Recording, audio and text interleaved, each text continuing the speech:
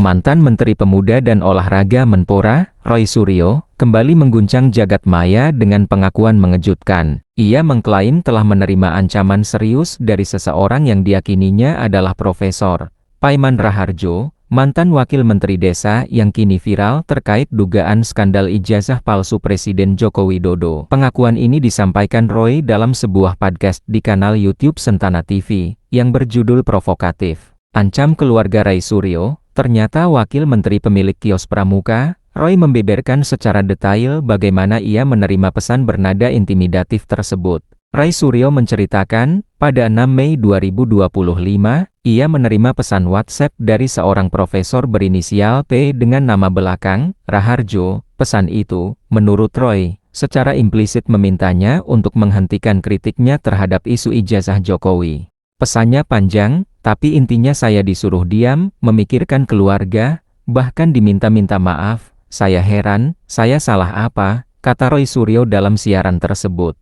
Ia mengaku sempat memiliki hubungan baik dengan sosok tersebut di masa lalu. Bahkan pernah terlibat dalam acara resmi saat Paiman masih menjabat sebagai deputi di Kemenpora. Namun, hubungan keduanya berubah drastis setelah Roy secara terbuka menyuarakan keraguannya atas keaslian ijazah Jokowi. Ia bahkan sempat membaca penggalan pesan yang meminta dirinya berhenti mengusik isu tersebut demi kedamaian keluarga. Indonesia. Dia cerita kalau Prof ini punya usaha pengetikan dan penjilitan di pasar Pramuka.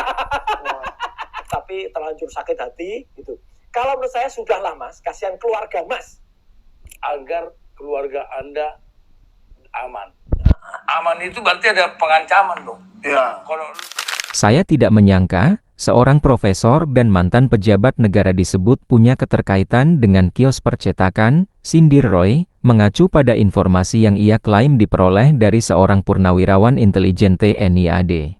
Informasi ini semakin memperkuat dugaan keterkaitan antara sosok yang mengancamnya dengan polemik ijazah yang kini jadi perbincangan. Meskipun banyak warganet yang mendesaknya untuk melaporkan sang profesor ke pihak berwajib, Roy Suryo menegaskan menolak mengambil langkah hukum tersebut. Saya bukan tipe yang suka membidanakan orang, tapi publik berhak tahu, tegas Roy. Pernyataan ini menunjukkan bahwa Roy lebih memilih jalur publikasi informasi daripada jalur hukum, dengan tujuan agar masyarakat luas mengetahui adanya dugaan ancaman ini. Pengakuan Roy Suryo ini menambah daftar panjang polemik seputar isu ijazah Presiden Jokowi yang terus bergulir.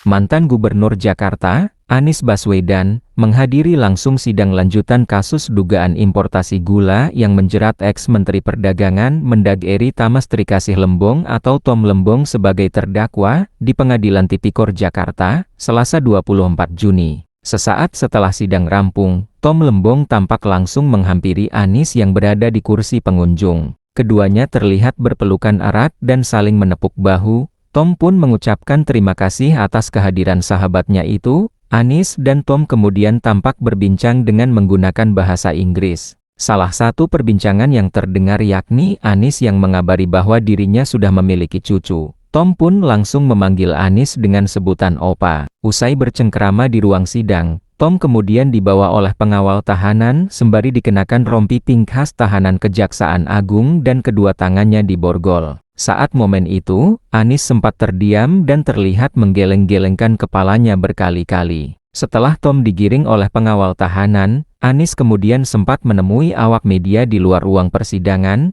Dalam kesempatan itu, Gubernur Jakarta 2017-2022 tersebut menyebut kedatangannya adalah sebagai sahabat Tom. Saya datang sebagai sahabat dari Tom, selama ini juga mengikuti terus seluruh perjalanan persidangan karena memang ada rekamannya dan data-data jadi mengikuti, ujar Anies kepada wartawan. Hari ini saya ikut langsung mendengar dari dekat, menyaksikan dari dekat, sekaligus ketemu sama Tom, kata dia. Usai menghadiri persidangan itu, Anies pun mengaku bersyukur bisa menyaksikan langsung keterangan objektif yang muncul selama persidangan.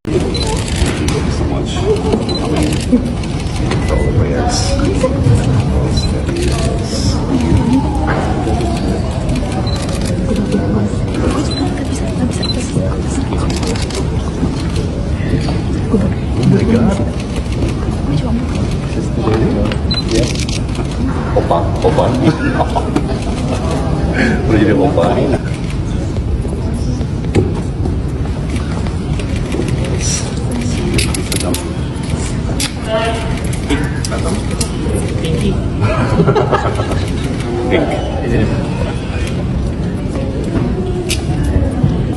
Pakai.